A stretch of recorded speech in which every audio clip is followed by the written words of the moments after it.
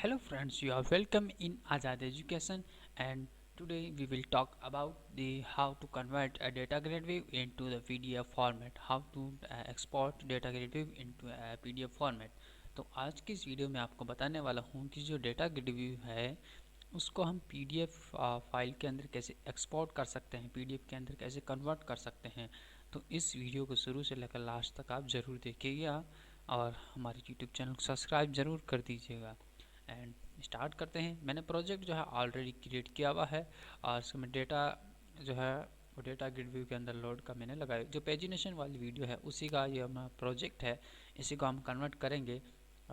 इसको स्टार्ट कर लेते हैं। एक बार मैं आपको चेक करा देता हूँ क्या मैंने काम किया हुआ ऑलरेडी उस वीडियो के जो अंदर जो प्रोजेक्ट हमने क्रिएट किया था उसी के ऊपर हम करने वाले हैं।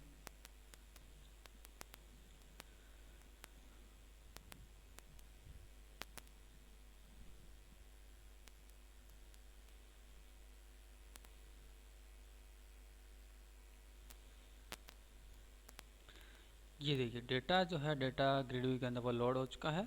ये हमने जो है पेजिनेशन कवर किया था उस वीडियो के अंदर, आपको वो वीडियो भी देखना तो आई बटन पर अभी आप देख सकते हैं। और कि कैसे हम पेजिनेशन को क्रिएट कर सकते हैं डेटा ग्रिड व्यू के साथ। अब यहाँ पे एक बटन ऐड करेंगे हम और इसको जो है PDF के अंदर कन्वर्ट करने की जो है वो सीखते हैं कैसे कन्वर्ट करते हैं। तो यहाँ पे जो है एक बटन वो हम ले लेते हैं, इसकी कॉपी कर लेते हैं, यहाँ पे पेस्ट कर लेता हूँ, ठीक है। और इसको नाम दे देते हैं एक्सपोर्ट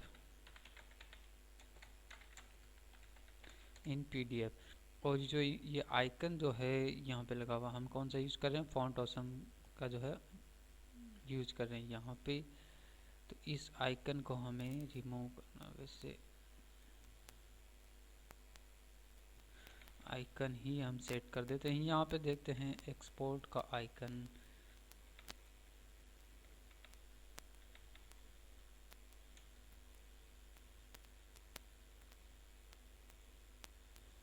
ठीक है, ये रहने देते हैं, हमें इसको कोई लेना देना नहीं, हमें तो वो जो है कोड जो है वो हमें सीखना है। तो अब हम देखते हैं यहाँ पे थोड़ा सा जो आइकन है उसको पहले चेंज करते, पहले टेक्स्ट आएगा हमारा फिर आइकन, ठीक है। तो अब इस बटन पर डबल क्लिक करके इवेंट जो है हम जनरेट कर लेते हैं, क्लिक इवेंट जो इस बटन के लिए। ओके, तो अब यहाँ पे हम लाइब्रेरी का यूज करने वाले हैं, वो है आईटेक्स शार्प। उसको जो हम यहाँ पे प्रोजेक्ट के अंदर इंपोर्ट कर राइट क्लिक करते हैं and add no manage NuGet package के ऊपर, वहाँ से हम जो इसको डाउनलोड करते हैं अपने प्रोजेक्ट के अंदर। तो यहाँ पे मैं टाइप करता हूँ, ये जो हम नेट से डाउनलोड कर रहे थे वो इंटरनेट कनेक्शन आप जो चेक कर लीजिएगा अपना। एंड यहाँ पे टाइप करते हैं आई टेक्स्ट शार्प। इसका जो है HTML के अंदर भी यूज़ किया जाता है इस लाइब्रेरी का, और इसके अंदर भी हम जो है यूज़ करेंगे। तो यहाँ पे सर्च नहीं हो पाया, तो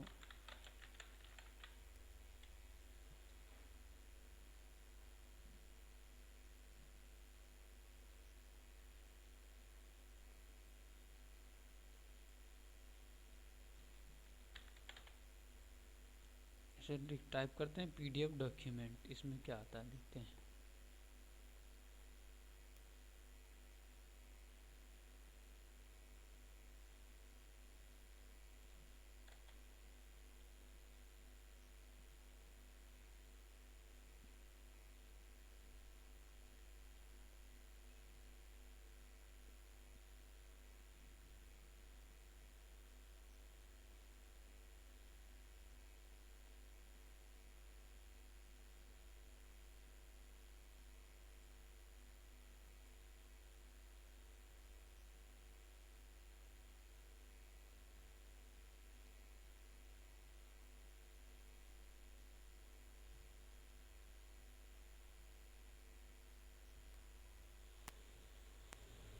तो यहाँ पे ये जो एरर है, चलो इस दूसरे तरीके से हम करते हैं। तो ना पड़ेगा आई टेक्स्ट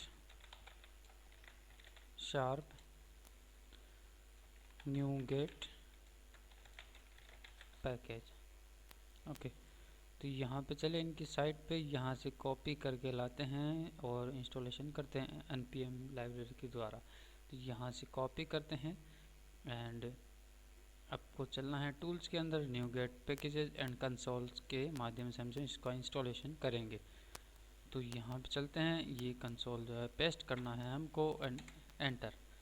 अब यहाँ से जो है वो iTextSharp की लाइब्रेरी वो इंस्टॉलेशन के मोड में है और सक्सेसफुली हमने इंस्टॉल कर लिया। तो यदि बहुत सी बार आपकी एरर आए तो इस टाइप से भी आप जो वो इंस्टॉलेशन कर सकते हैं किसी भी लाइब्रेरी को। ठीक है, चलते हैं हमारे बटन की तरफ। अब हमें इसका जो है नॉर्मली कोड लिखना है। वो सबसे पहले हम यहाँ पे यूज़ करेंगे PDF टेबल का, और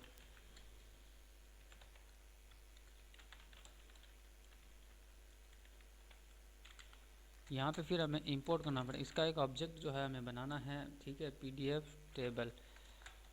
अब यहाँ पे इसको जो इंपोर्ट कर लेते हैं, यहाँ पे चलते हैं ultra plus enter, then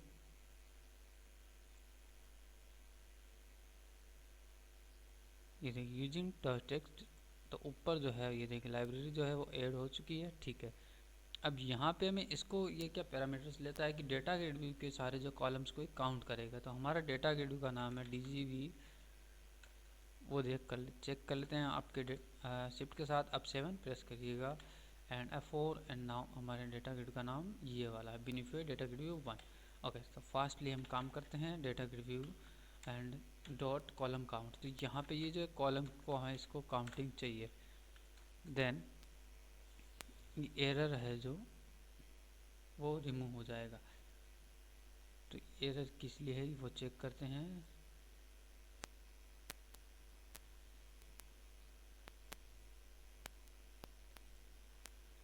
PDF table assembly reference जो है, अभी एक बार हमने क्या करना है, हमें रीबिल्ड सॉल्यूशन करते हैं क्योंकि वहाँ पे ऐड नहीं हुआ होगा, इसलिए फिर से हम जो है बिल्ड करते हैं ये सॉल्यूशन को एक बार। यहाँ पे जो है रेफरेंस के अंदर जो ऐड नहीं हुआ है iTextSharp की लाइब्रेरी, वैसे ये ऐड है तो फिर ये क्या प्रॉब्लम है। फिर से हम इसको करते हैं PDF टेबल, ठीक है, ये फिर से करते हैं। देन इसका ऑब्जेक्ट जो है हम क्रिएट करते हैं, तो इसको चाहिए data grid view column count, ठीक है, ये करेगा कॉलम को count. Then PDF P table, इसका जो है पूरा नाम ये है। तो अब इसको क्या चाहिए, हम जो है PDF व्यू जनरेट करेंगे उसकी जो है सेल की पैडिंग क्या होनी चाहिए। तो डिफ़ॉल्ट जो सेल की पैडिंग है इसको हमें चेंज करना है। तो डिफ़ॉल्ट सेल पे जाएंगे और उसकी पैडिंग जो है यहाँ पे सेट कर देते हैं 5, ठीक है। देन PDF का जो वेट परसेंटेज जो हमें रखना है, और PDF टेबल का वो रखेंगे हम वेट परसेंटेज, यहाँ पे रख देते हैं 100, ठीक है। देन हमें क्या करना, हॉरिजॉन्टल अलाइनमेंट, जो अलाइनमेंट है वो सेट करना है। तो PDF table dot horizontal alignment हमें सेट करना है इक्वल्स टू एलिमेंट, यहाँ पे कॉल करेंगे एलिमेंट, और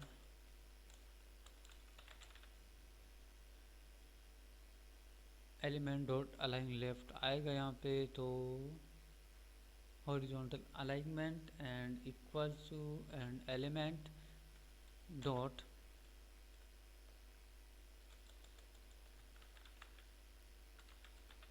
यहाँ पे टाइप करते हैं, फिर मैं आपको दिखाता हूँ।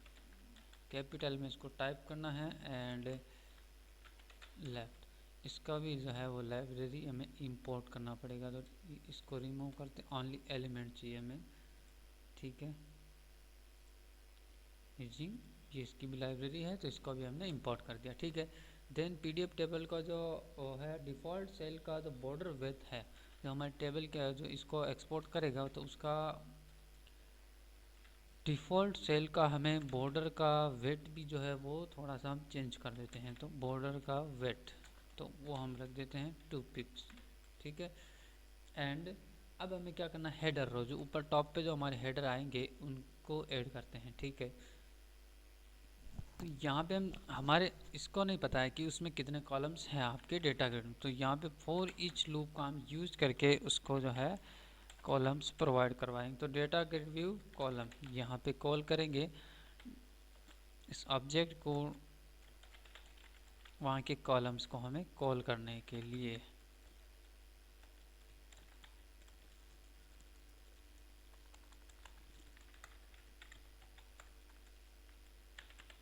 ठीक, डेटा ग्रिड व्यू कॉलम, और इसको नाम दे देते हैं कॉलम। एंड और किसके अंदर करना है इसको, हमारे डेटा ग्रिड व्यू का नाम है, ठीक है, डेटा ग्रिड व्यू 1 डॉट, वहाँ की इसको जो है कॉलम्स को इसको उठाना है। ठीक है, तो ये कॉलम्स जो है इसको पिकअप कर लिया। देन अब इसमें क्या करना है, जो पीडीएफ का जो सेल है, पीडीएफ इसको कॉल करेंगे, पीडीएफ सेल हमें कॉल करना है, पीडीएफ सेल। ठीक है, और इसको नाम दे देते हैं cell and new PDF cell, और इसको कर देते हैं पार्सिंग कर देते हैं इन सारे कॉलम्स की, तो पार्सिंग कर देते हैं एंड पार्सिंग करते हैं कॉल, वहाँ पे जो कॉलम का जो हेडर जो टेक्स्ट है उसको यहाँ पे पार्सिंग कर दिया, ताकि वो जो है टॉप पे जो हम देखते हैं वो हेडर्स जो है वो ऐड हो जाएंगे। ठीक है, तो उनका बैकग्राउंड कलर भी हम यहाँ पे फिक्स कर सकते हैं, बैकग्राउंड कलर एंड कलर, तो इसका कलर हम दे देते हैं जो है ब्लू। ओके, ऐसे इसको आइस टेक्स्ट के फॉर्मेट में देना पड़ेगा, सॉरी ये सी शार्प का फॉर्मेट हो गया, तो इसको ऑब्जेक्ट की तरह में देना पड़ेगा। तो यहाँ पे करते हैं आई टेक्स्ट की लाइब्रेरी को call and I text sharp और text and dot base colour. ठीक है, बेस कलर हम यहाँ पे जो है ये लेता है आरजीबी फॉर्मेट में, जो डॉगर ब्लू जो वो कलर है उसका आरजीबी फॉर्मेट ये वाला है 144 देन 255। ओके, देन अब हमें क्या करना है कि उन सेल को हमने क्रिएट कर लिया है, तो यहाँ पे क्या करना है कि पीडीएफ जो हमारे टेबल ऊपर जो है ऑब्जेक्ट है उसके साथ सेल को ऐड करना है, तो ऐड सेल, और यहाँ पे इस सेल की फॉर्मेटिंग ये हमने क्या कर लिया कि हेडर का काम कंप्लीट कर लिया। अब हमारी जो है रोज़ जो नीचे ऐड होगी उनका काम हमें करना, तो उसमें भी फॉर ईच, उसमें भी हमें जो है उनका डेटा पिकअप करना पड़ेगा, तो फॉर ईच का यूज़ कर। अब यहाँ पे वापस से डेटा ग्रिड व्यू एंड रो को हम कॉल करेंगे। ठीक है, और यहाँ पे इसको नाम देते हैं रो, और हमारा डेटा ग्रिड व्यू का नाम है वो डेटा ग्रिड व्यू डॉट, और वहाँ से पिकअप करना है इसको रोज़ को। ठीक है, ठीक है, देन हमें क्या करना है कि इफ़ कंडीशन लगा के सेल की जो है वैल्यू चेक कर लेते हैं, तो जो सेल की वैल्यू है वो, ठीक है, अब ये मैंने रोज़ को कॉल किया, ओके मैं फॉरगेट कर चुके हैं, तो रोज़ के अंदर अब हम सेल को कॉल करना है, ये फॉर ईच के लूप के अकॉर्डिंग जो है इसके अंदर एक और फॉर ईच लूप चलेगा, जो डेटा ग्रिड व्यू के सेल को हम जो है उसका वैल्यू कैप्चर करने वाले हैं। तो डेटा ग्रिड व्यू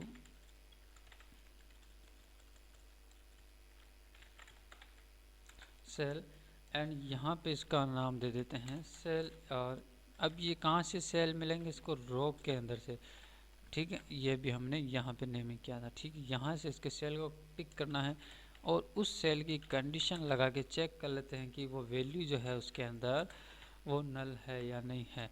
तो value is equal to and null, null है तो कुछ भी नहीं करना है, देन एल्स वाले पार्ट के अंदर इसको काम करना है। तो पीडीएफ टेबल एंड उसमें क्या करना है, इसको सेल को है वो ऐड करना है, तो हमारे सेल की वैल्यू को ऐड करना है, क्योंकि हम अब नीचे का काम कर रहे हैं, हेडर का काम कर लिया, देन वैल्यू डॉट उसको कन्वर्ट कर देंगे टू स्ट्रिंग के फॉर्मेट में, तो स्ट्रिंग के फॉर्मेट में हो जाएगा।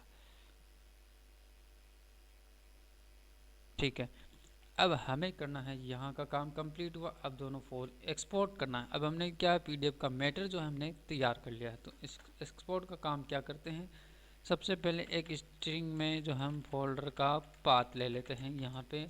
तो मैं अभी फोल्डर का बाय डिफ़ॉल्ट पाथ जो रखते हैं वो चलो सी के अंदर हम रख देते हैं, तो सी ड्राइव के अंदर, और इस प्रकार से हम जो है उसको एक नाम दे देते हैं पीडीएफ, हमारे फोल्डर का नाम, या ऑटोमेटिकली वो जनरेट हो जाएगा। देन ये हमारा फोल्डर का पाथ कंप्लीट हुआ। अब क्या करना है, डायरेक्टरी को चेक करना है कि अभी हमने जो डायरेक्टरी दिया है वो क्या है या नहीं है। तो इसको हम चेक कर लेते हैं, डायरेक्टरी को चेक कर लेते हैं। तो यहाँ पे इफ़ कंडीशन लगा देते हैं, नॉट डायरेक्टरी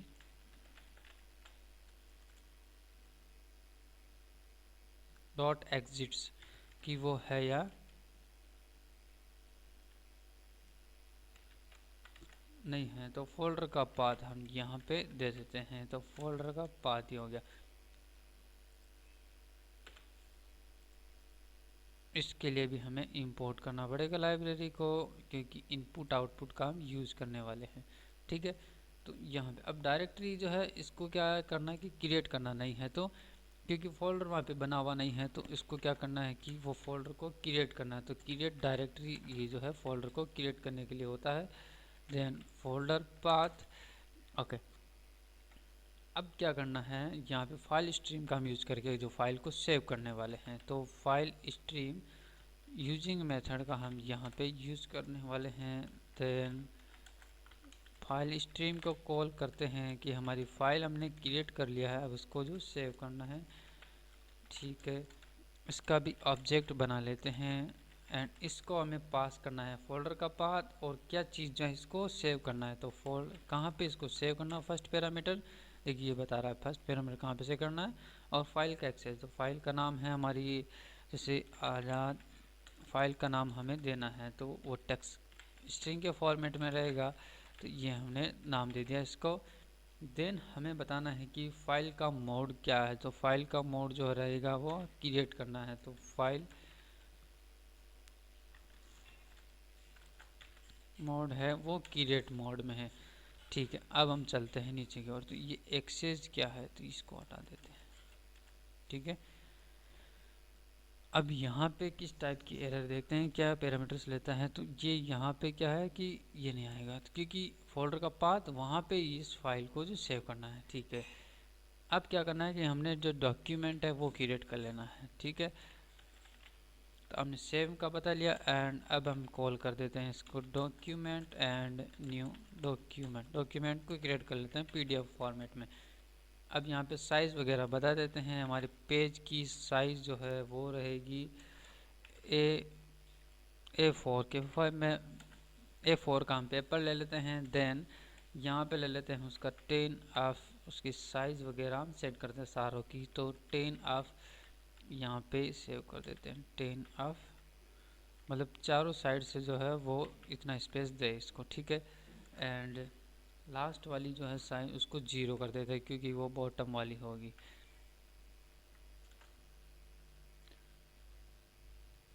अब हम क्या पीडीएफ को राइट कर लेते हैं। तो पीडीएफ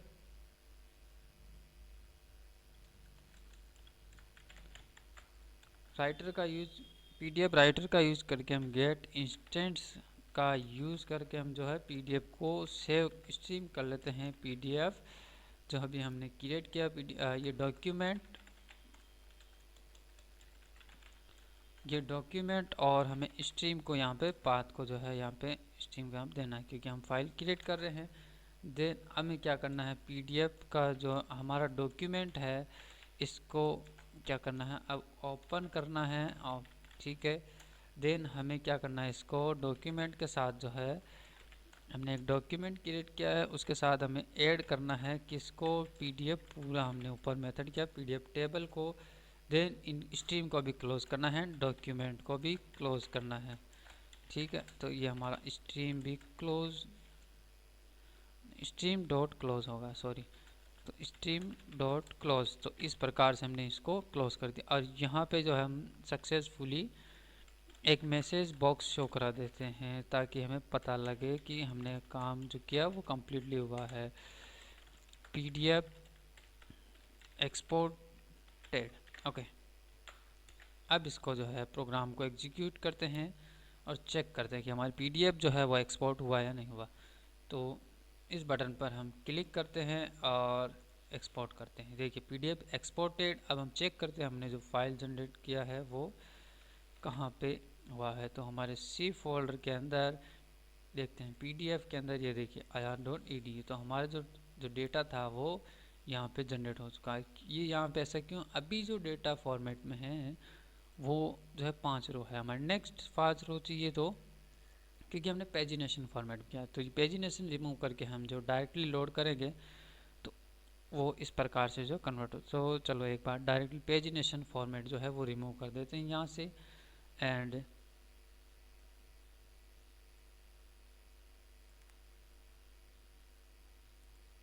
एडाप्टर को है जो रिमूव करते हैं। देन फिर से स्टार्ट करते हैं तो डेटा वो नहीं आया है, तो यहाँ पे हम जो वैल्यू दे देते हैं 100। ओके, तो देन स्टार्ट करते हैं और अब देखिए 100 जो हमारी वैल्यू आ। अब हम इसको एक्सपोर्ट करते हैं, एक्सपोर्ट इन पीडीएफ एक्सपोर्टेड, और यहाँ पे हमारी पीडीएफ फाइल को ओपन करते हैं। तो ये देखिए 100 वैल्यू 7 पेज A4 के अंदर, एंड देखिए इधर से 10 साइज, इधर से 10 साइज, और इधर से 0। ठीक है, टॉप से 0 है। तो इस प्रकार से हम जो डेटा ग्रिड को एक पीडीएफ के फॉर्मेट में जो एक्सपोर्ट कर सकते हैं। ये हमने कलर जो दिया था वो ऊपर हमने हेडिंग ऐड की थी। तो यदि आपको ट्यूटोरियल अच्छा लगा तो मेरे यूट्यूब चैनल सब्सक्राइब कीजिए, शेयर कीजिए और कमेंट करके मुझे थैंक्स लिखना ना भूलें, और इस वीडियो को ज़्यादा से ज़्यादा शेयर कीजिए। Thanks for watching.